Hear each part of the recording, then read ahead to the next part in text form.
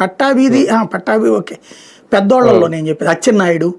అంటే వీళ్ళందరూ పరిపాలన మొదలైన తర్వాత మాట్లాడిన మాటల ఆధారంగా ఇప్పుడు సీఎం గా ఉన్నప్పుడే కదా ఆయన మాట్లాడింది, ముందు కాదు కదా, అది ముందు కాదు కదా అనేది. అదే అప్పటికి తిడతా ఉంటేనే ఆ తర్వాత ఇటు దిగింది అతను. అవును, తిడతా ఉంటేనే, బూతులు తిడతా ఉంటేనే ఇక అతనే ఓకే చేసుకుంటాడు. కిందోళ్ళు చెప్పుకుంటారు ఏందన్నా మీరు వదిలేసేది అనేది.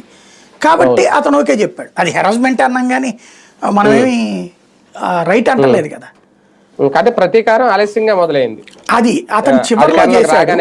చంద్రబాబు మీద కానీ ఇవన్నీ కూడా లాస్ట్ 2 years లో ప్రతీకారం మీదకి వెళ్ళాడు అతను. అది అతను దెబ్బతీస్తుంది. వీళ్ళు ఏం చూస్తున్నారు, ముందే ప్రతీకారం చేసేసుకుంటే అవతల భయపడిపోతారు.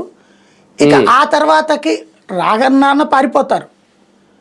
లేదంటే ఇక ఆ తర్వాత ఉట్టి డెవలప్మెంటల్ యాక్టివిటీస్, ఈ లోపు అమరావతి ఏదో పూర్తవుతుంది, పోలవరం ఏదో పూర్తవుతుంది కొంత, ఇవి చూపెట్టుకుని అదిగో చూసారా అని చెప్దాము. ఈ ప్రతీకారమే కార్యకర్తల సంతుష్టీకరణ. అభివృద్ధి అంశాలు చివరిలో చర్చకు తీసుకొద్దాము అన్నది వీళ్ళ ఆలోచన. అది తేడా కనబడుతుంది ఇక్కడ.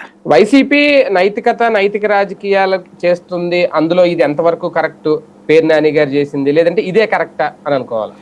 ఈ ఇద్దరు అనైతిక రాజకీయాలే చేస్తున్నారు. వైసీపీ నైతిక రాజకీయాలను కూడా నేను చెప్పా. వైసీపీ అనైతిక రాజకీయాలు చేస్తుంది, తెలుగుదేశం అనైతిక రాజకీయాలు చేస్తుంది. కాకపోతే అధికార పక్షం అనైతిక రాజకీయం చేస్తున్నప్పుడు విపక్షం కూడా తప్పదు.